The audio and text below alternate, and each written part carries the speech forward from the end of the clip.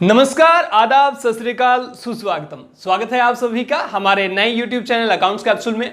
यह है video number 13 और आज जो टॉपिक है वो है अकाउंटिंग इक्वेशन। बहुत ही अहम टॉपिक होने वाला है क्योंकि आज से हमारा न्यूमेरिकल पोर्शन स्टार्ट हो जाएगा।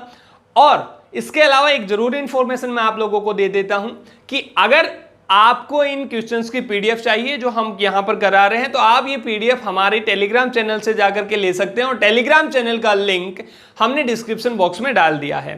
सो गाइस, सबसे पहले हम स्टार्ट करते हैं कि अकाउंटिंग इक्वेशन क्या होती है। अकाउंटिंग इक्वेशन शो करती है कि आपकी एसेट्स जो हैं वो इक्वल रहेंगी हमेशा लायबिलिटीज और कैपिटल के सम के। आपकी एसेट्स हमेशा लायबिलिटी और कैपिटल के सम के इक्वल होती हैं। अब इस इक्वेशन को ही नाम दिया गया है अकाउंटिंग इक्वेशन। इसी इक्वेशन को नाम दिया गया है अकाउंटिंग इक्वेशन, या मैं इसी को भी नाम दे देता हूं बैलेंस शीट इक्वेशन। इसी को कहा जाता है बैलेंस शीट इक्वेशन और इसी को अकाउंटिंग इक्वेशन का नाम भी दिया जाता है। देखिए, जब भी आप कोई भी ट्रांजैक्शन करते हैं तो उस ट्रांजैक्शन का इफेक्ट जो है वो कम से कम 2 आइटम्स पर पड़ता है और ज़्यादा से ज़्यादा आपके कितने भी आइटम हो सकते हैं, लेकिन एक ट्रांजैक्शन से कम 2 आइटम पर इफेक्ट पड़ता है। और दोनों ही आइटम पर जो इफेक्ट रहेगा वो पड़ने के बाद भी आपकी एसेट्स और लायबिलिटी जो है वो इक्वल रहेंगी। मेरी बात आप समझ रहे हैं? आपकी एसेट्स का टोटल इनके इक्वल ही रहेगा। आप कितनी बार भी आप ट्रांजैक्शन कीजिए, आपकी एसेट्स हमेशा ही लायबिलिटी प्लस कैपिटल के इक्वल रहेंगी। और आज अकाउंटिंग इक्वेशन में हमने इन्हीं चीजों को शो करना है कि किस तरीके से आइटम्स आपकी अकाउंटिंग इक्वेशन को बैलेंस रखते हैं, या मैं ये कहूं कि एसेट्स हमेशा इक्वल होंगी लायबिलिटी और कैपिटल के, वो किस तरीके से हैं। ये सारी चीजें जो हैं आज अकाउंटिंग इक्वेशन में हमने शो करनी है। सबसे पहले आपके सामने क्वेश्चन नंबर फर्स्ट। जब तक आप क्वेश्चन को पढ़ते हैं तब तक मैं एक फॉर्मेट तैयार कर देता हूं।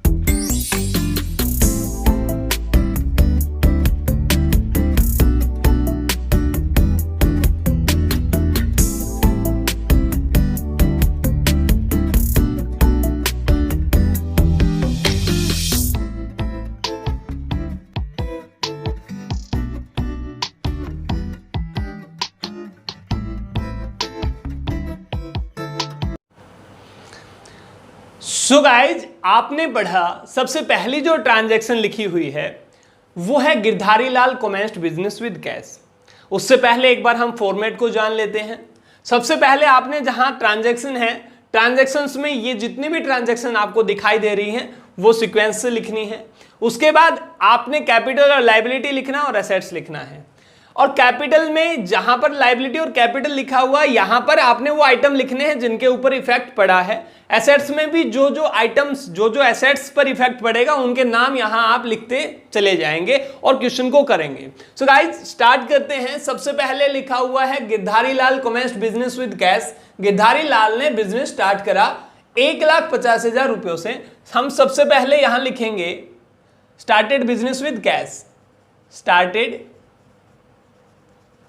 बिजनेस विद कैश 1,50,000 रुपीज से स्टार्ट करा। तो आप समझिए, जब भी बिजनेस स्टार्ट करा जाता है तो आपके पास मालिक कैपिटल लेकर के आता है। मतलब गिरधारी लाल जो है वो 1,50,000 रुपए आपके पास कैपिटल लेकर के आया। और मैंने ये कहा था कि मालिक और बिजनेस दोनों अलग अलग होते हैं। तो मालिक जब भी बिजनेस में पैसा लगाता है तो वो बिजनेस के लिए लायबिलिटी बन जाता है, क्योंकि वो बिजनेस का पैसा नहीं है, मालिक ने ला करके दिया है और मालिक बिजनेस से अलग होता है। सो जब भी कोई आदमी दूसरा पैसा देता है तो वो हमारी लायबिलिटी होगा। तो मैं एक इफेक्ट तो लायबिलिटी के ऊपर डालूंगा, तो मैं कह सकता हूं कि कैपिटल। तो मैंने सबसे पहले यहां लिखा कैपिटल, क्योंकि कैपिटल पर इफेक्ट पड़ेगा। सबसे पहले कैपिटल लिखा, कैपिटल पर इफेक्ट पड़ेगा कितने रुपए सर? 1,50,000 रुपए आपके पास आ गए।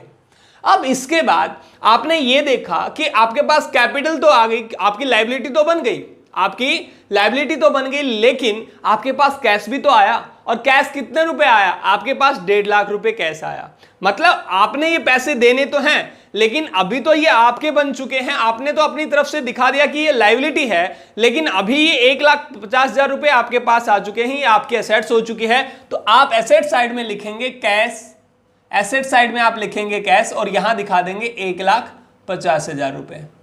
यहां तक मेरी बात आपको समझ आ गई होगी। उसके बाद सेकंड जो ट्रांजैक्शन है वो लिखी हुई है furniture purchase for cash. Cash में फर्नीचर खरीदा है। आप देखिए, जब भी आप फर्नीचर खरीदेंगे तो कौन से दो अकाउंट्स पर इफेक्ट पड़ता है या कौन से दो आइटम पर इफेक्ट पड़ता है वो समझिएगा। आप बिजनेस में फर्नीचर लेकर के आए तो एक तो आपके पास में एसेट्स में फर्नीचर आ गया और दूसरी चीज आपके पास से कैश चला गया। मतलब अब की बार यहां पर इफेक्ट नहीं पड़ा, यहां पर इफेक्ट पड़ा एसेट्स में। आपने देखा पहली वाली ट्रांजैक्शन से कैपिटल 1.5 लाख रुपए और कैश 1.5 लाख रुपए, एसेट्स 1.5 लाख रुपए, capital plus liability 1.5 lakh. Accounting equation यही तो कहती थी कि एसेट्स इक्वल होती है लायबिलिटी प्लस कैपिटल के। दूसरी इक्वेशन में आप देखिए, दूसरी इक्वेशन में कह रहा है furniture purchase for cash. Cash में फर्नीचर परचेज करा है तो मैं यहां पे फर्नीचर लिख सकता हूं, एसेट्स में फर्नीचर लिख सकता हूं। फर्नीचर मेरा बढ़ जाएगा, फर्नीचर में मैं अमाउंट दिखा दूंगा और कैश से मैं अमाउंट निकाल करके दिखा दूंगा, या मैं ये बोल सकता हूं कि कैश से मैं अमाउंट घटा करके दिखा दूंगा। सो गाइस यही करना है। सबसे पहले हम लिखेंगे transaction furniture purchase for cash, furniture purchase for cash. यहां पर कोई इफेक्ट नहीं पड़ेगा। हमने देखा कैश हमारे पास से चला गया 30,000 रुपए, हमने घटाकर लिख दिए। और हमारे पास आया क्या? हमारे पास फर्नीचर आया, तो मैं यहां पर फर्नीचर लिख लेता हूं, फर्नीचर। और फर्नीचर कितने रुपए का आ गया? सर 30,000 रुपए का हमारा फर्नीचर आ गया। तो मैं अपनी बुक्स में दिखाऊंगा कि मेरे पास एक असेट्स है जिसकी कीमत कितनी है? 30,000। मेरा कैश चला गया इसलिए मैंने घटा करके दिखा दिया। अब एक चीज समझने की कोशिश करें, क्या अब भी आपकी कैपिटल प्लस लायबिलिटी एसेट्स के इक्वल है? सर देखेंगे, यही हमने देखना है और यही तो शो करना है, इसी को शो करेंगे हम। देखिए, आपने देखा कैपिटल, यहां मैं न्यू इक्वेशन लिख देता हूं, न्यू इक्वेशन। और न्यू इक्वेशन में सबसे पहले आपकी कैपिटल कितने रुपए है? सर 1.5 लाख रुपए है। इसके बाद मैं कैश को काउंट करता हूं, कैश की कैलकुलेशन करता हूं, तो कितने रुपए हमारे पास बचे हुए हैं कैश में? 1,20,000 आपके पास कैश में बचे हुए हैं। और आपके पास फर्नीचर भी है जिसकी कीमत कितनी है? 30,000। आपने देखा एसेट्स की टोटल कीमत कितनी है? 1,20,000 प्लस 30,000, दैट्स मींस 1,50,000। यही तो इक्वल है कैपिटल प्लस लायबिलिटी के। यहां तक आपको समझ आया? हमने यही शो करना है, इसी तरीके से शो करना है। अब इसी न्यू इक्वेशन में अगले वाली ट्रांजैक्शन जो है हम लिख लेंगे। अगले वाला जो ट्रांजैक्शन है वो आपने पढ़ा, आपने लिखा हुआ purchase goods for cash. Goods खरीदे हैं, और गुड्स खरीदे हैं तो आपके पास में कोई एसेट्स आया, उसको हम नाम देंगे स्टॉक का। उसको हम किसका नाम देंगे? हम स्टॉक का नाम देंगे। जो भी गुड्स आपके पास में आया उसे हम स्टॉक कहेंगे, या गुड्स के नाम से भी मैं लिख सकता हूं। अभी आपके पास में स्टॉक जब आता है तो आपने कैश में अगर खरीदा है तो कैश, अगर कैश में खरीदा तो कैश आपके पास से चला जाएगा और आपके पास क्या आ जाएगा? आपके पास में कुछ सामान आ जाएगा, उसको यहां पे जोड़ देंगे और कैश में से पैसे हम घटा करके दिखा देंगे। मेरे ख्याल से ये वाला ट्रांजैक्शन आपको समझ आ गया होगा। हम यहां लिख रहे हैं परचेज गुड्स फॉर कैश, लिख रहे हैं परचेज गुड्स फॉर कैश। कितने रुपए का?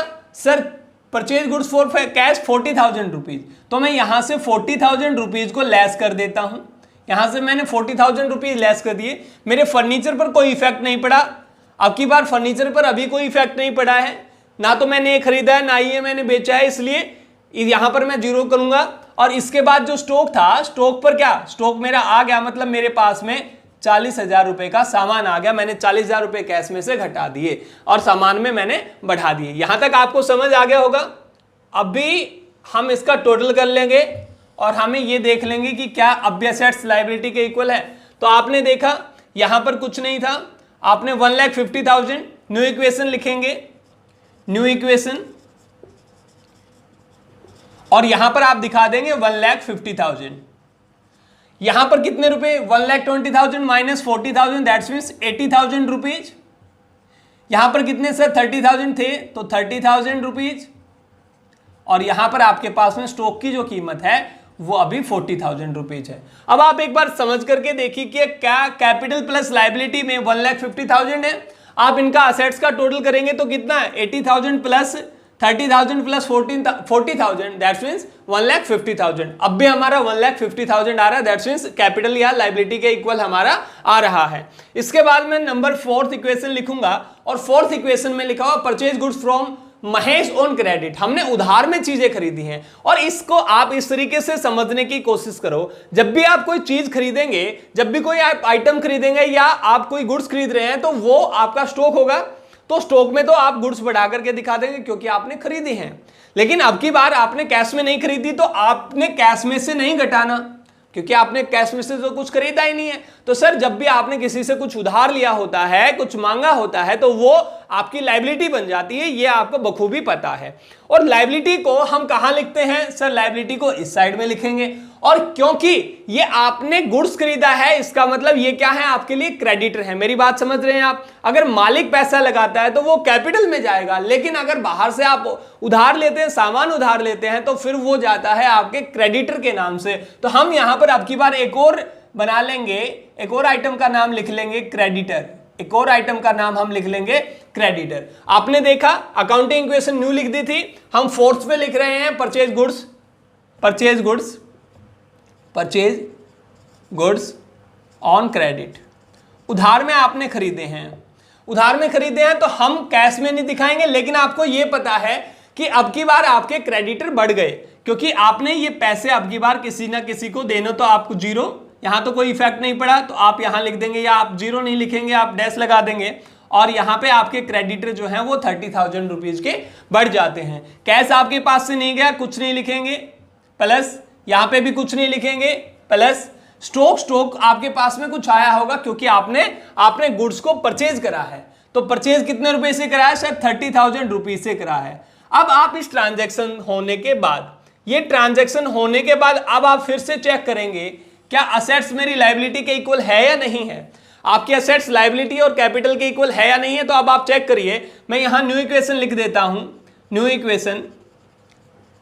आपने देखा 1,50,000 रुपए आपके कैपिटल में है, 30,000 रुपए आपके क्रेडिटर्स के नाम है, तो टोटल 1,80,000। तो यहां पे भी टोटल कितना होना चाहिए, 1,80,000 होना चाहिए। यहां पे आपने देखा आपके पास कैश कितना है सर, 80,000, आपके पास फर्नीचर कितने का है सर, 30,000, और आपके पास स्टॉक कितने रुपए का है सर, 70,000, 70,000 रुपए का आपके पास में स्टॉक अभी भी है, या मैं कहूं कि गुड्स आपके पास में रखी हुई हैं। आपने देखा टोटल करा तो ये किसके इक्वल आ रहा है, ये भी आपका 1,80,000 के इक्वल आ रहा है। इसका मतलब जितने भी यहां से क्या शो हो रहा है, यहां से शो हो रहा है कि आप जो भी ट्रांजेक्शन करें सर, जितने भी ट्रांजैक्शन करेंगे उनसे आपकी एसेट्स और लायबिलिटी हमेशा इक्वल रहेंगी। एसेट्स इज इक्वल टू आपकी रहेगी लायबिलिटी के, सॉरी एसेट्स जो होगी इक्वल रहेगी आपकी लायबिलिटी प्लस कैपिटल के। इसके बाद में फिर से नंबर 5th न्यू इक्वेशन लिखता हूं, और नंबर 5th पे लिखा सेल गुड्स ऑन कैश। हमने आपकी बार गुड्स जो थे ना वो बेच दिए,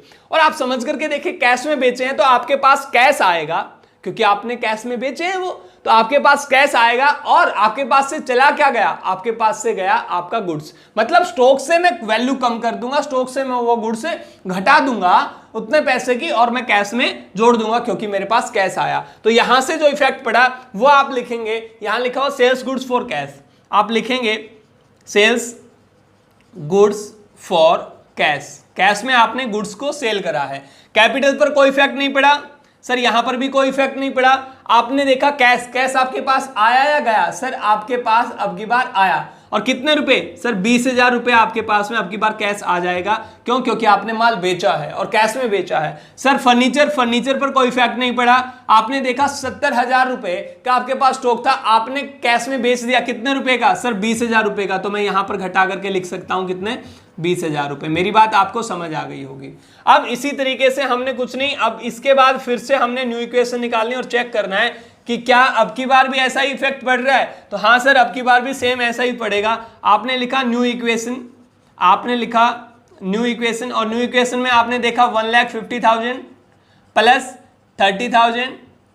आपने देखा ये टोटल आपका 1,00,000 रुपये हो गया आपके पास कैश, प्लस फर्नीचर आपके पास में, फर्नीचर वैल्यू है आपके पास 30,000 रुपये, और आपके पास जो स्टॉक है उसकी कीमत, या मैं ये कहूँ कि स्टॉक है आपके पास में कितनी वैल्यू का, 50,000 रुपीज का रह गया।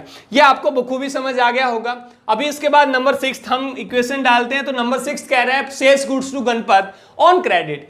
गणपत को हमने चीजें बेची हैं, क्रेडिट में बेची हैं।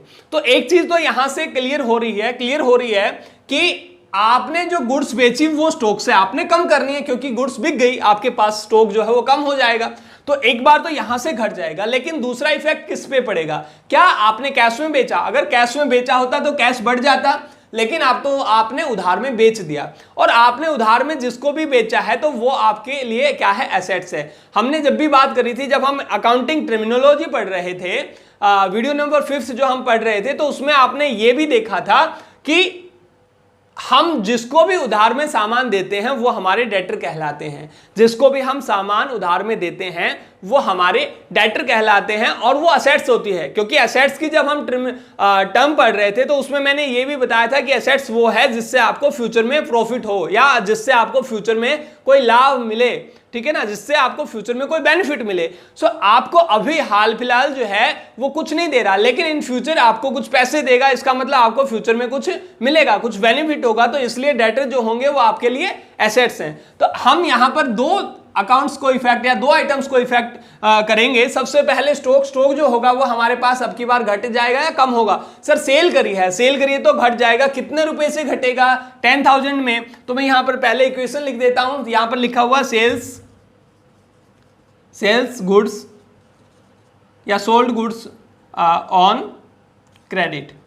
उधार में चीजें हमने बेच दी, कैपिटल पर कोई इफेक्ट नहीं पड़ा, क्रेडिटर पर कोई इफेक्ट नहीं पड़ा, आपका कैश आपके पास नहीं आया, ना ही फर्नीचर पर कोई इफेक्ट पड़ा। आपका जो इफेक्ट पड़ा, यहां मैं लिख देता हूं, आपका जो इफेक्ट पड़ा वो आपका स्टॉक पर पड़ा, क्योंकि स्टॉक से आपका माल जो है वो कम हो जाएगा। 10,000 आप यहां से घटा करके दिखा देंगे, और इसके बाद आपका जो है डेटर जो है वो डेटर आपके बढ़ जाएंगे, क्योंकि आपने किसी से पैसे लेने हैं। तो आप यहां दिखा देंगे 10,000, यहां बढ़ा करके आप दिखा देंगे, और ये आपके कम हो गए थे, आपने यहां घटा करके दिखाना है। मेरी बात आप समझ गए होंगे। फिर से हमने वही काम करना है सर। आप अलग से लिखेंगे न्यू इक्वेशन, इसी तरीके से आपने न्यू इक्वेशन दिखा देनी है। न्यू इक्वेशन में आपको पता है 1,50,000 आपके पास कैपिटल है, और आपके पास क्रेडिटर हैं, आपने पे करने 30,000 रुपीज। आपने देखा 1 लाख, आपने फर्नीचर आपके पास में अब भी 30,000 रुपीज का है।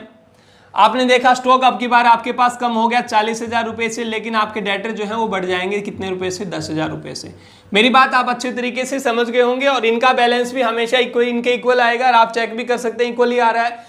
इसके बाद लिखा हुआ है पेड टू महेश, महेश को पे कर दिए। लेकिन आप ये बताइए महेश हमारा था क्या? महेश हमने क्रेडिटर था या डेटर था? तो आप, क्योंकि आपने पे करा है, इसका मतलब वो आपका क्रेडिटर ही होगा, आप क्रेडिटर को ही पे करेंगे। तो आपका क्रेडिटर था महेश। आप देख सकते हैं फोर्थ जो इक्वेशन आपको दिखाई दे रही है उसमें लिखा भी हुआ है फोर्थ की purchase goods from Mahesh on credit. हमने महेश से उधार में माल खरीदा था, तो उसी को हम पे कर रहे हैं, क्योंकि 30,000 का माल था, 30,000 के गुड्स से, और वो 30,000 हमने पे कर दिए। तो आपको अब ये दिखाई देगा कि आपका कैश तो कम हो जाएगा। क्यों? क्योंकि आप पे कर रहे हैं, तो आपका कैश कम हो गया, और दूसरी तरफ आपके जो क्रेडिटर थे वो भी तो कम हो जाएंगे, क्योंकि आप उनको पे कर रहे हो, उनको आप खत्म कर रहे हो। मेरी बात समझ रहे हैं आप? तो आप 7th इक्वेशन जो लिखेंगे, यहां पर आप लिखेंगे paid to creditor, paid to creditor. तो क्रेडिटर को हमने पे करा, और क्रेडिटर को पे करा तो कैपिटल पर तो कोई इफेक्ट नहीं पड़ा, लेकिन यहां से 30,000 जो रुपीज हैं ये कम हो जाएंगे। क्यों? क्योंकि आप इनको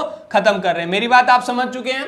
अब इसके बाद कैश की जब मैं जिक्र कर रहा था, कैश आपके पास से 30,000 जो है वो कम हो जाएगा, क्योंकि आपने कैश ही तो दिया है उसको। आपके फर्नीचर पर कोई इफेक्ट नहीं पड़ा, ना ही आपकी स्टॉक पर कोई इफेक्ट पड़ा, और ना ही डेटर्स पर कोई इफेक्ट पड़ा। इसके बाद आप फिर से न्यू इक्वेशन लिखेंगे,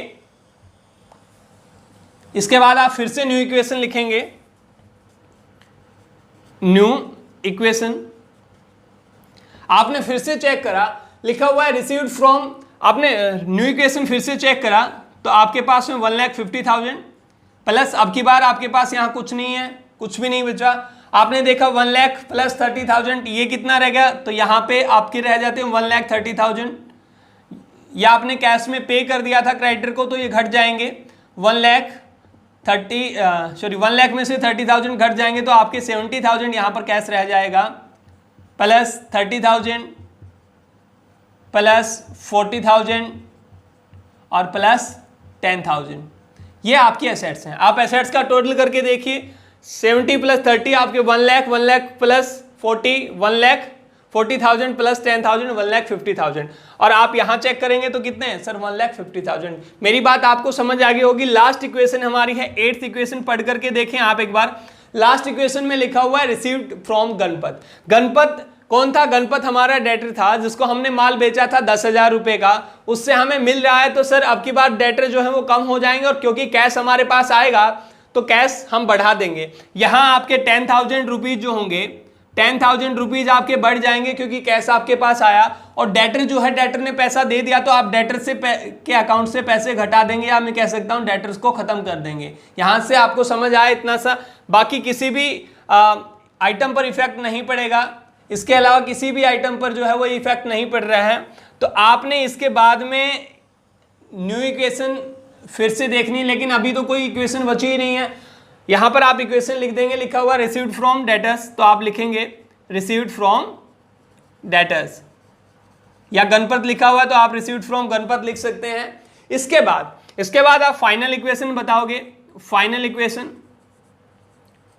इक्वेशन क्या है?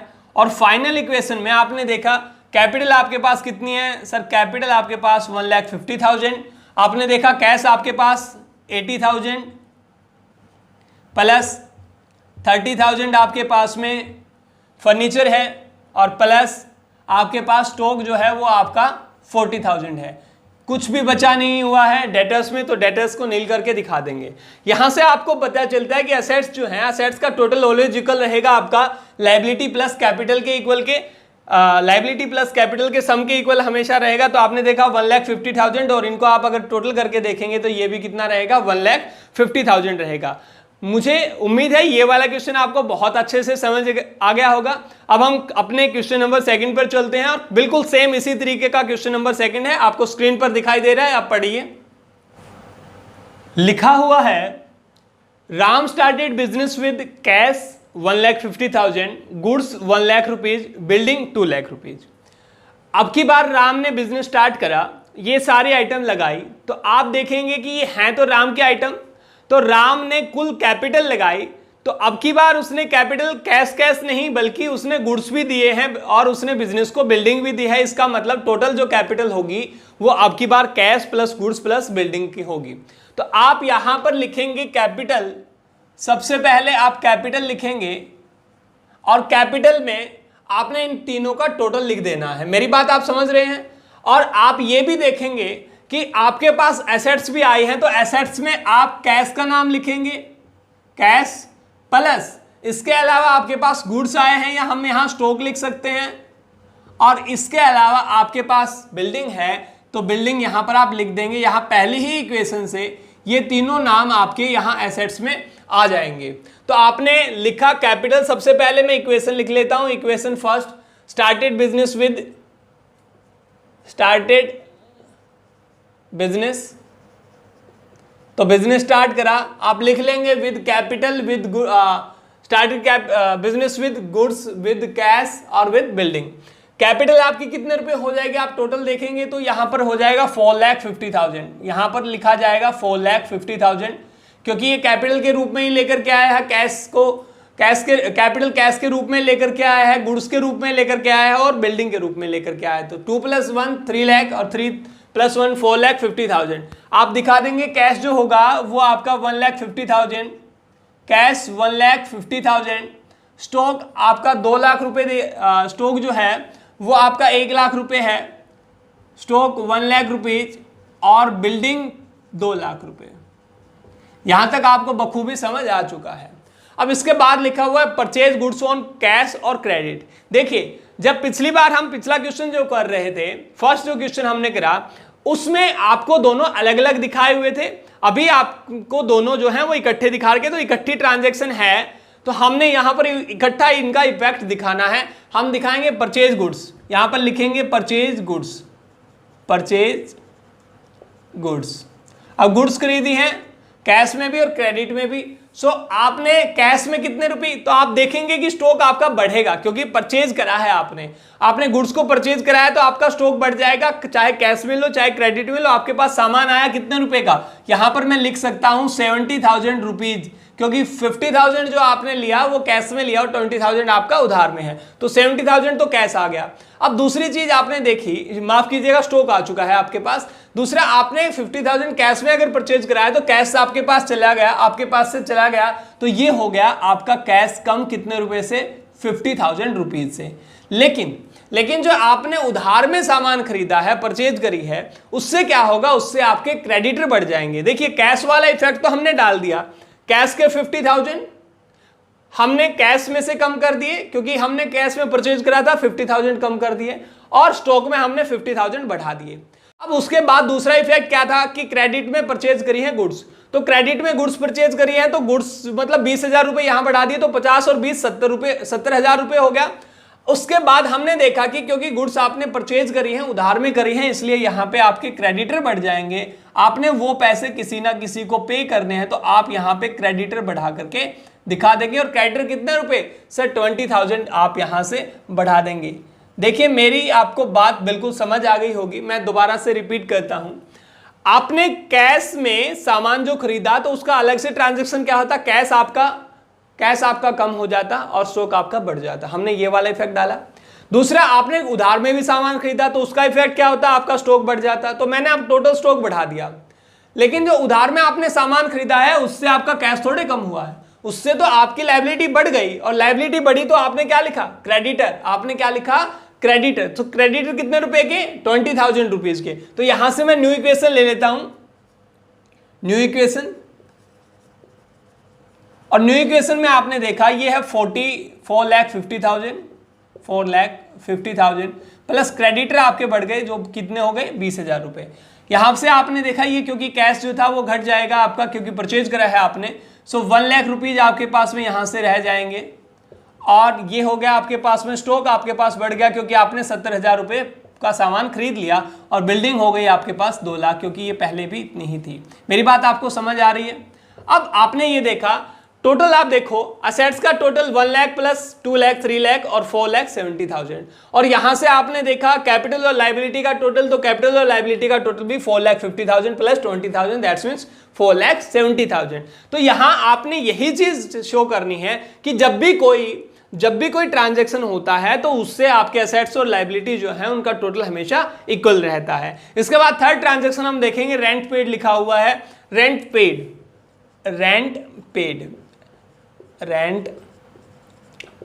तो जब भी आप रेंट पे करेंगे तो वो आपके लिए लॉस है, मेरी बात समझिएगा, आपके लिए एक्सपेंसेस है, और जब भी एक्सपेंसेस होंगे तो आप उनका इफेक्ट कैपिटल में दिखाएंगे। मेरी बात समझिएगा, जब भी आपको एक्सपेंसेस हो रहे हैं उनका इफेक्ट आप कैपिटल में दिखाइएगा, ठीक है। और जब भी आपको इनकम हो रही है तो उनका इफेक्ट भी आपने कहां पर दिखाना है, तब भी आपने वो इफेक्ट आपने दिखाना है, या आपको प्रॉफिट हो रहा है तो वो आपने कैपिटल में दिखाना है। मेरी बात आप समझ रहे हैं। आपने यहां लिखा रेंट पेड, रेंट पे करा है, कितने रुपए रेंट पे करा गया है, रेंट पे करा गया 30,000 रुपीज। आपको रेंट पे करना है तो आपके पास से कैश चला जाएगा, कैश 30,000 आप लेस कर देंगे। लेकिन मैंने आपको बताया था कि ये एक्सपेंसेस अगर आप कर रहे हैं तो एक्सपेंसेस का इफेक्ट आपने कहां से दिखाना है, कैपिटल से, मतलब कैपिटल से ये चीजें घटा करके दिखा दोगे, क्योंकि आपकी कैपिटल जो हो जाएगी वो कम हो जाएगी। मेरी बात आप समझ रहे हैं, क्योंकि आपने पे कर दिया, कुछ आपने खर्च कर दिया, तो खर्च करने के लिए आप यहां 30,000 जो है वो कैपिटल में से घटा देंगे, और कैश में से भी 30,000 आप घटा देंगे, क्योंकि आपका कैश गया होगा। आपने रेंट पे कराया तो आपका कैश गया और आपकी कैपिटल कम हो गई। मेरी बात आप अच्छे तरीके से समझ गए होंगे। यहां से कोई बाकी किसी भी आइटम पर इफेक्ट नहीं पड़ा। आप दिखा देंगे न्यू इक्वेशन में, न्यू इक्वेशन, और न्यू इक्वेशन में आपने दिखाया 4,20,000 प्लस 20,000, यहां 1,30,000 चला जाएगा तो कितना बचेगा आपके पास, 70,000 प्लस 1,70,000 प्लस 2 लाख। मेरी बात आपको अच्छे तरीके से समझ आ गई होगी। फोर्थ जो आपको दिया हुआ है, फोर्थ आपने ट्रांजैक्शन बढ़ा तो लिखा हुआ है कमीशन रिसीव्ड, और कमीशन आपको मिला है तो आपके पास कैश आ जाएगा। और मैंने बोला था जब भी आपको कोई प्रॉफिट हो रहा है या आपको कोई इनकम हो रही है तो आप उसका इफेक्ट कहां दिखाएंगे, आप उसका इफेक्ट कैपिटल में दिखाएंगे। जैसे आपने एक्सपेंसेस करा तो इसी तरीके से अगर आपको कोई इनकम हो रही है तो आप कैपिटल में बढ़ा करके दिखा देंगे। एक्सपेंसेस आपने कैपिटल में से घटा करके दिखाए थे क्योंकि आपके पास से पैसा चला गया था। सेम उसी तरीके से अगर आपके पास पैसा आ रहा है तो कैश में आया तो कैश तो लिखेंगे, लेकिन साथ में आपकी कैपिटल भी बढ़ जाएगी क्योंकि उससे आपको फायदा हो रहा है। 10,000 रुपीज आप दिखा देंगे। नंबर फोर्थ इक्वेशन है हमारा कमीशन रिसीव्ड। कमीशन रिसीव्ड आपने दिखाया, रिसीव्ड कितने रुपए से दिखाना है, देखिए 10,000 आपने दिखाना है तो कैपिटल आप अपनी 10,000 बढ़ा करके दिखा देंगे। क्रेडिटर पर कोई इफेक्ट नहीं पड़ेगा। आपने दिखाया कैश आपका क्या हुआ, 10,000 आपका बढ़ जाएगा, 10,000 से आपने बढ़ा दिया। स्टॉक पर कोई इफेक्ट नहीं पड़ा, बिल्डिंग पर कोई भी इफेक्ट नहीं पड़ा। न्यू इक्वेशन आप देखेंगे कि न्यू इक्वेशन क्या होगी। So new equation will be, आपने देखा 4,30,000 आपकी कैपिटल हो चुकी है और क्रेडिटर आपके ऐसे ही है, मतलब आपने पे कर रहे हैं 20,000 रुपीज। कैश आपके पास में 80,000 हो चुका है अभी। स्टॉक आपके पास 1,70,000 हो चुका है, 70,000 प्लस ये आपके पास में टोटल जो है वो 2 लाख रुपए की है। मेरी बात यहां तक आपको समझ आ चुकी है। अब इसके बाद जो आपको लिखा हुआ है वो ट्रांजैक्शन है additional capital introduced. Additional capital, अलग से कैपिटल लगाई, नई कैपिटल लगाई, आपको आपने पहले लगा रखी थी, अब आप फिर से कैपिटल लगा रखें तो तरीका वही है। आपकी कौन से दो आइटम पर इफेक्ट पड़ेगा, एक आपका कैश बढ़ जाएगा और एक आपकी कैपिटल जो है वो भी बढ़ जाएगी, मतलब आपकी लायबिलिटी बढ़ जाएगी। तो लायबिलिटी को हम कैपिटल को लायबिलिटी में दिखाते हैं। मेरी बात आप समझ रहे हैं। हमने यहां पर लिखा additional capital, additional capital. Additional capital में कितना लिखेंगे, एडिशनल कैपिटल में लिखेंगे 50,000, तो आपकी 50,000 यहां से कैपिटल बढ़ जाएगी। और क्योंकि कैपिटल आई है आपके पास में, यहां पर कोई इफेक्ट नहीं है, कैपिटल आई है आपके पास में, तो आपका 50,000 जो है वो यहां भी इंक्रीज हो जाएगा कैश।